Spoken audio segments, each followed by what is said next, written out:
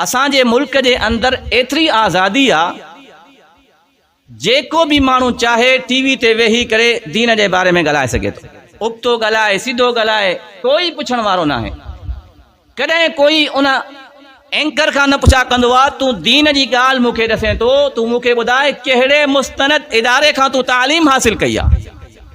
सॼी ज़िंदगी दीन जी का किताब उन्हनि न पढ़ी, कंहिं मदरसे में उन्हनि तालीम हासिल न कई, कंहिं दीनी इदारनि में वेही करे उन क़ुरान कोन पढ़ियो, सोणे नबी साईं जी हदीस मुबारक कोन पढ़ी, सॼी ज़िंदगी कंहिं दुनिया जे कम में मुब्तला रहिया। जॾहिं ॾिठो त गुज़ारो नथो हले, पोइ टीवी ते वेही करे दीन जी ॻाल्हि करणी आहे। छाजे करे? छो त 20-25 हज़ार जी तनख़्वाह सां गुज़ारो न थियो, हाणे दीन जे कार्ड खे इस्तेमाल करे दुनिया ठाहिणी आहे। छो त दीन कॾहिं हिननि पढ़ियो न आहे। पोइ कॾहिं कंहिं लेक्चर में चवंदा त गॾो हलाल आहे, कॾहिं चवंदा त इस्लाम में पर्दो सिर्फ़ु अखियुनि जो पर्दो आहे। औरत जेकॾहिं अखियूं झुकाए थी, पर्दो थी वियो।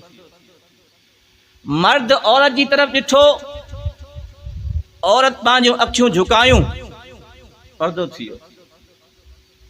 इहो पर्दो आहे। इस्लाम में औरत जे लाइ गैर महरम का जिस्म जो केतिरो हिस्सो लिकाइणो आहे, उलमा खां पुछा कयो। पंहिंजे वालिद खां, पंहिंजे भाउ खां, पंहिंजे पुट खां जिस्म जो केतिरो हिस्सो लिकाइणो आहे ऐं कंहिं गैर महरम खां जिस्म जो केतिरो हिस्सो लिकाइणो आहे, इहो क़ुरान ऐं हदीस में मौजूदु आहे। आलिमनि खां पुछा कयो। जंहिं शख़्स खे सिर्फ़ु पंहिंजी जेब जी फ़िक्र आहे, उहो तव्हांखे इस्लाम जी बारे में छा ॿुधाईंदो?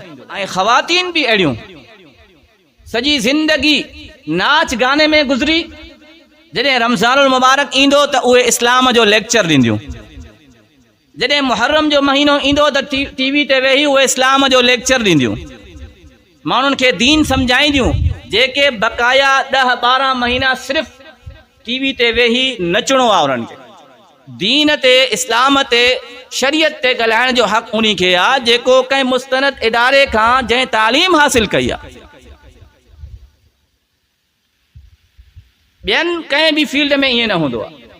डॉक्टर जी फील्ड आहे, जेकॾहिं को आम माण्हू डॉक्टरी कंदो त पुलिस छापो हणंदी, उनखे जेल में विझंदी, गैर कानूनी कमु थो करे, तो वटि डॉक्टरी जो MBBS जो को सर्टिफिकेट न आहे, तूं कीअं माण्हुनि खे इंजेक्शन थो हणे, उनखे पुलिस ॿधी जेल में विझंदी। लेकिन इस्लाम जे बारे में जेको ई ॻाल्हाए, कोई गैर कानूनी न आहे।